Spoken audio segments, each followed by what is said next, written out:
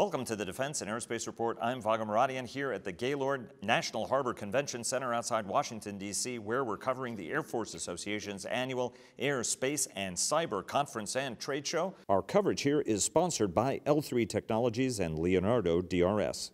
In partnership with the Air Force Association, we're interviewing all of AFA's Lifetime Achievement Award winners, and we're honored to have with us Eleanor Otto, who is in the first generation of Rosie the Riveters. Also, you were the last working Rosie the Riveter when you were laid off by Boeing in 2015, and when Boeing closed its legendary Long Beach facility.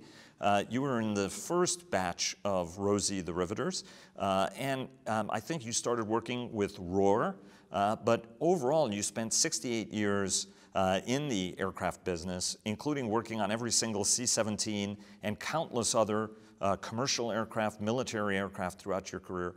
I wanted to ask you first, how important is this honor for you that you're going to receive from AFA tonight?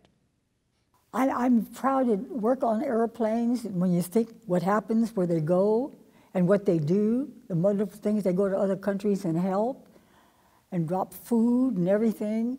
And then the military needs them, and the little bit we do on them, you feel important. Part of that is we look at them when it takes off, and you know that you worked on part of it. And it just gives you such a feeling of, I don't know, it's just amazing. I just love that feeling. As one of the generation of Rosie the Riveters, the first women actually to enter the aerospace and defense business, but also the American workplace in a wider sense, how important is this Lifetime Achievement Award that you're going to receive from AFA? How important is that to you? It's so important. I never thought I ever did anything that important, even during the war. But building airplanes for 68 years, all of a sudden I get this amazing award. I haven't been able to sleep. I've just been so excited. I mean, I just never thought this would ever happen. And I am just so elated. I don't know what to do. It's just marvelous. What made you enter the workforce? And why did you pick the aerospace and defense industry? Because I think you started with Roar. Well, actually, during the war, they needed women. So they were advertising for women. So we thought, oh, wow, that's a challenge. We can go work with men and see what they do, see if they really work as hard as they say they do. So that's what we did. We went and joined, and right away start working, you know, and with lead men would come and train us for different things we were doing.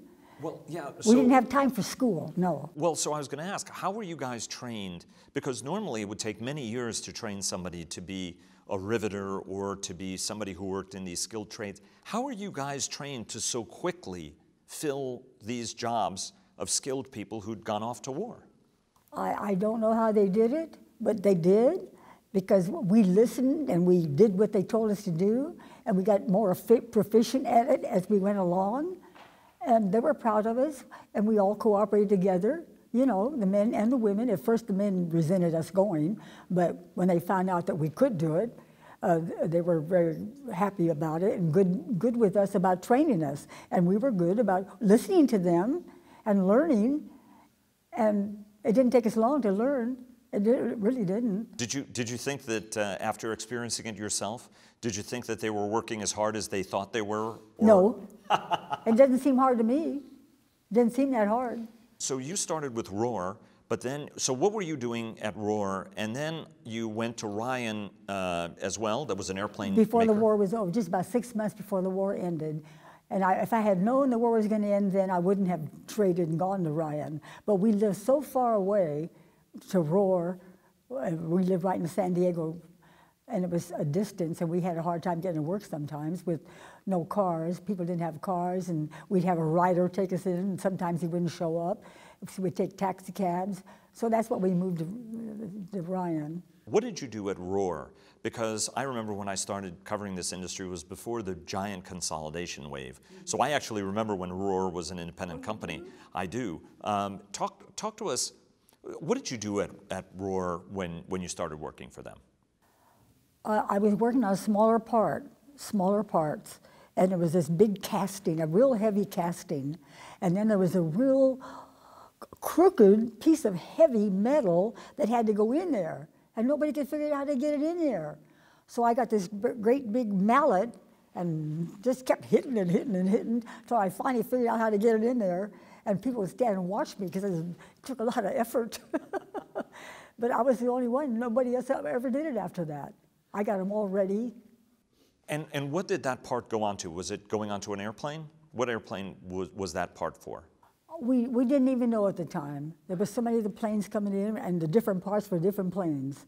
So they were all war planes because we had to have schedules. We had schedules.